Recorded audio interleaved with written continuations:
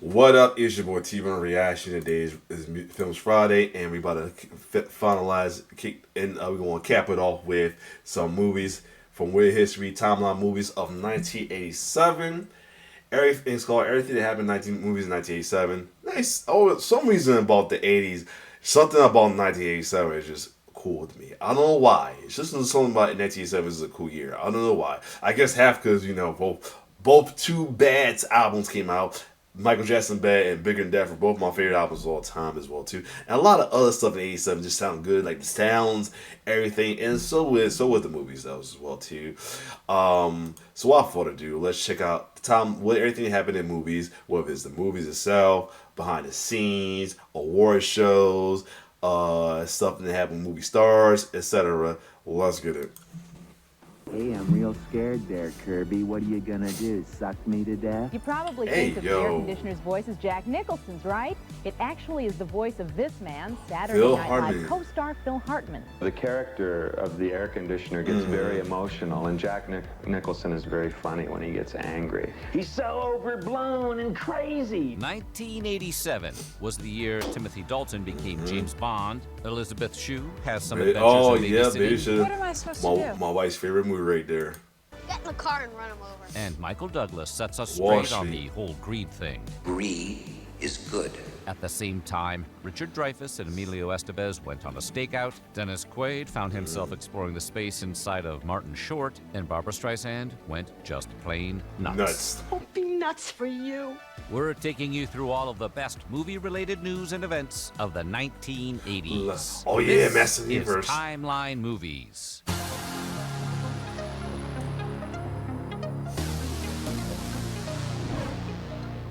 We've gone to plaid because this one is about 1987.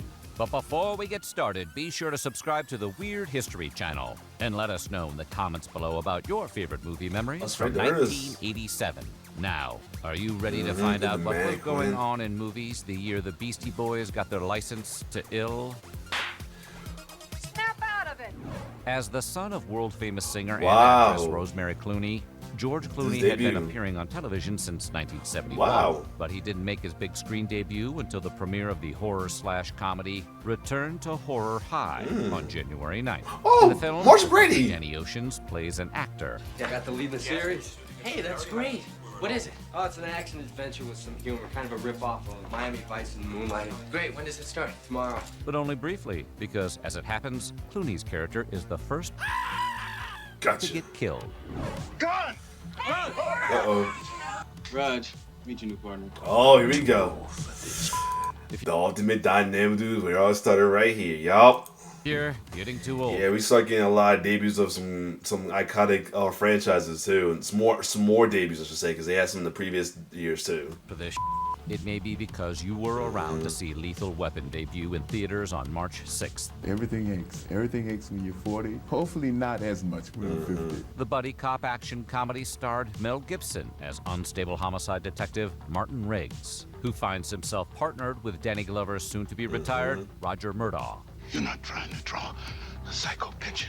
You really are crazy. Together, the two must take on a gang of drug-dealing ex-Special Forces killers. The team thrilled audiences so much, the film would spawn 3 sequels in a 2016 television reboot.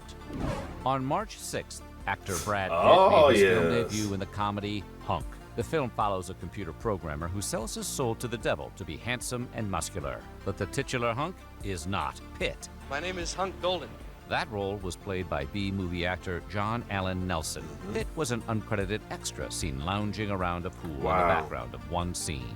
He wouldn't get his first credited role until the 1988 drama The Dark Side of the Sun. Evil Dead 2 is the sequel to 1981's Evil Dead, and it was released on March 13th. Quasi-remake of the first installment, Evil Dead 2 finds nerdy Ash Williams transforming into one of the decade's most memorable action heroes. As he dukes it out with deadites at a creepy cabin in the woods. Certain laws that happen to apply to all horror pictures. We found there was a third law, and that is that you must taste blood to be a man. You've got to go through this coming-of-age blood experience. Despite a mediocre box performance, the horror comedy would be embraced by critics. The director here, Sam Raimi, is doing is satirizing all kinds of movie genres. It's not just a horror film. It's very clever and very funny. The Coen brothers kicked off their legendary career with Blood Simple, but what made them a household name was the success of the small crime caper comedy Raising Arizona, released March 13th. Welcome home, son. Where's you been? Phoenix. The movie stars Nicolas Cage and Holly Hunter as a criminal and cop who get married, only to learn they're incapable of conceiving a child. With no other options, they kidnap a baby to complete their family. But being parents and kidnappers turns out to be more than they bargained for. Foresight. I was looking at the other one. You warthog from hell! My name is Chevy Chase, and I must say, Here we go. it's a privilege to be Academy Award time. Well, that's not true. I'm really a replacement. Sorry to have to tell you that Jim and Tammy Baker couldn't make it tonight. Lord. And March 30th brought the 59th Academy Awards. Team hosted by Paul Hogan, Chevy Chase, and Goldie Hawn. Wait a minute. That's a good little team hosting right there. Why not? That plant, that mean green mother from outer space. He's raising hell backstage because there's no category for best performance by a plant. Winners included Best Supporting Actor Michael Caine and Best Supporting Actress Diane Wiest, both for Hannah and Her Sisters. Best Actor Paul Newman for The Color of Money, and Best Actress Marlee Matlin for Children of a Lesser God. To tell you the truth, I didn't prepare for this speech, but I definitely want to thank the Academy. Definitely some interesting choices. The big winner of the night was Platoon, which won Best Director for Oliver Stone as well as Best Picture. That deserved that movie as well. In 1982, director Stiller Stiller brought us Tron. And on May 8th, 1987, he brought us the screen debut of actor Ben Stiller in the action/comedy Hot Pursuit. Don't point that gun at my family. Bill, you're missing what's going on here. Wow, that This is my sound. big goddamn score, and you stuck your fat asses right in the middle of it. Stiller had just a handful of TV credits on his resume at the time, but he may have snagged the role as Chris Honeywell thanks to the fact that his then more than famous father, Jerry Stiller, was in the cast playing the part of Chris's father, Victor Honeywell. Starting in 1983, various film studios began to colorize their black and white film libraries. We saw that in the last year one. Many of the people who actually made and starred in these films, however, hated the idea. So on May 12th, the Senate Judiciary Committee's Subcommittee on Technology and the Law held hearings on the matter, at which celebrities like Ginger Rogers, Sidney Pollack, and Milos Forman testified about why artists should have the power to veto the colorization of old films. To see yourself painted up like a birthday cake on a television screen, it feels terrible. Films are a part of our cultural history. And like all It was like I said, they have a point with it though. It's like I get why they did it though, because I mean they thought it was something nice to do, but at the same time you can tell like how bad it kind of looked in a way if you look at it in another perspective though. Accurate representations of who and what we were, I think they deserve preservation in their authentic form. The proceeding resulted in the proposal of the Film Integrity Act, which did not get a vote. Starlog salutes Star Wars, also known as the Star Wars 10th Anniversary Convention, was the first officially sponsored Star Wars convention, and it was held at the Stouffer Concourse Hotel in Los Angeles, California on May 23rd. It's a wretched Old school comic cons. The convention, which was organized by Starlog magazine, featured a rare appearance by Lucas himself. But what really made it memorable was a surprise appearance by Star Trek creator Gene Roddenberry, who showed up to pay his respects. When I first saw it, I was sort of angry because it was one of those films, you see, that I wish I had done it. Resulting in the only known photo of the two iconic space franchise That's pretty creators awesome right together. And on June 3rd, The Untouchables stormed Classic. into theaters. Loosely inspired by the 1957 book of the same name, the film, which redefined America's relationship with baseball bats, stars Kevin Costner and Sean Connery as members of the eponymous team. I want to get Capone. I don't know how to get him. Here's how you get him. He pulls a knife, you pull a gun. He sends one of yours to the hospital, you send one of his to the morgue. Taking on Robert De Niro's terrifying Al Capone in 1930s gangland Chicago. Billy Drago, yeah, a man that will piss you off that whole movie. Dead. I want And it was satisfying, and they had the most satisfying death in the movie. family dead. I want his house burnt to the ground. Embraced And by this, critics and and audiences. this scene right here is definitely one of the coolest scenes. Saw the I think his name His name, his real name is Untouchable. What's the guy named Garcia? Hold on. What's his name? Yeah, Andy Garcia. Oh man, I love him. Love him. Say, I got him. I love it. The influential film would Yep. win Connery Right. a Oh, Best about to show. I thought you Supporting about to show Actor it. Oscar at the 60th Academy Awards. He deserves It's that. very clear that each one knows their own personality. So to work with them, they're all gentlemen, they're all very good actors, and they all fit this movie very well. So why don't you use the regular army? Oh What do you yeah, ask for? another debut of a being the best. franchise. You son of a... Directed by John Yup. McTiernan, Predator stars Arnold Schwarzenegger, Carl Weathers, and Jesse Ventura. You're bleeding, man. I ain't got time to bleed. And it dropped into theaters on June 12th. Hold on a second. All right, let's keep going. The film, which taught us all Get to the chopper. Yup. We can kill it. features the Muscles from Brussels as the leader of a squad of commandos, forced to battle with a nearly invisible alien hunter Yep. in a Central American jungle. A massive box office success, it would spawn 6 film sequels, including 2 crossovers with the Alien franchise. After the lukewarm reception of 2018's The Predator, it seemed like the franchise had finally been defeated. But on August 5th, 2022, Hulu proved you can't keep a good monster down when it released Prey. If it bleeds, we can kill it. Set in colonial America of 1719, it stars Amber Midthunder as a young Comanche woman who finds herself protecting her people from another alien hunter. A hit with critics and audiences, it breathed new life into the franchise. And sadly, on June 22nd, film legend Fred Astaire died of pneumonia at the age of 88. Wow. One of the world's most famous and influential dancers, Astaire was known for his many collaborations with Ginger Rogers, which included classic films like Top And Hat, inspiration Swing to Time, and inspiration to one of my and inspiration to the one and only Michael Jackson. and Shall We Dance. The recipient of an honorary Academy Award for life's work, Astaire is often considered the greatest popular music dancer of all time. I really have had such a marvelous time. I don't know how to start or how to finish, and I haven't had one drink. On June 24th, Mel Ah, Brooks made the Spaceballs. jump to ludicrous speed with the release of Spaceballs. The Star Wars parody features Bill Pullman as Lone Star. I'm learning what? From this guy. Get up there and go to A work. smuggler who must seek out an alien called Yogurt. Merchandising, where the real money from the movie is made. Spaceballs the flamethrower. And become wise in the ways of the mystical Schwartz. And I see your Schwartz is as big as mine. So he can do battle with Rick Moranis' evil Dark Helmet. It received a lukewarm reception, but became a hit on home video. And a joke about Spaceballs 2, the search for more money. turned out to be prophetic, as the film actually has a sequel in production as of September 2025. We asked, what do the fans want? But instead, we're making this movie. The Vietnam War era Oh, boot camp story yeah. Full Metal Jacket was directed by the legendary Stanley Kubrick and was released on June 26th. The movie stars Matthew Modine as a Marine Corps trainee called Joker, but is perhaps better remembered for Vincent D'Onofrio's turn as the unstable Private Pile. Are those live rounds? 7.62 millimeter.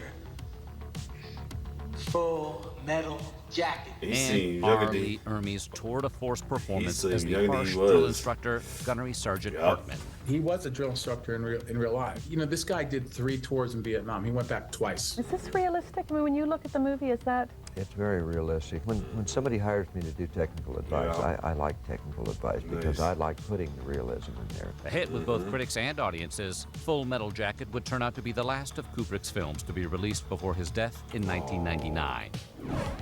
Dead or alive. Oh yes, another franchise. RoboCop, released July 17th, was part man, part machine, and all cop.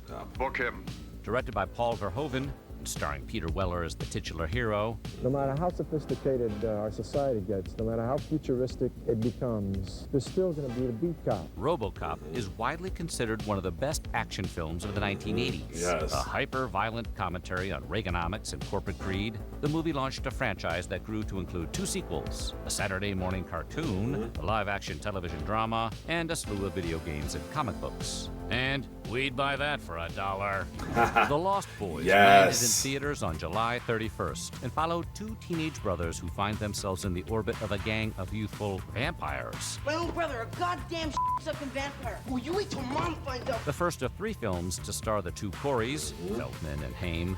Charlie, don't worry, boys. I only want her dead breath. And also featured Kiefer Sutherland, Jason Patric, and a weird shirtless guy who plays the sax. A hit with critics and audiences. Death by stereo. The horror comedy is widely credited with bringing a younger, sexier vibe to the vampire genre, inspiring media from Buffy the Vampire Slayer to Twilight. And speaking of teenagers and monsters, The Monster Squad, an early work of screenwriter Shane Black, was released on August 14th. The film told the tale of a gang of kids who become the world's last line of defense against Dracula and other monsters made famous in classic Universal horror films. Hey guys, get over here, he's great!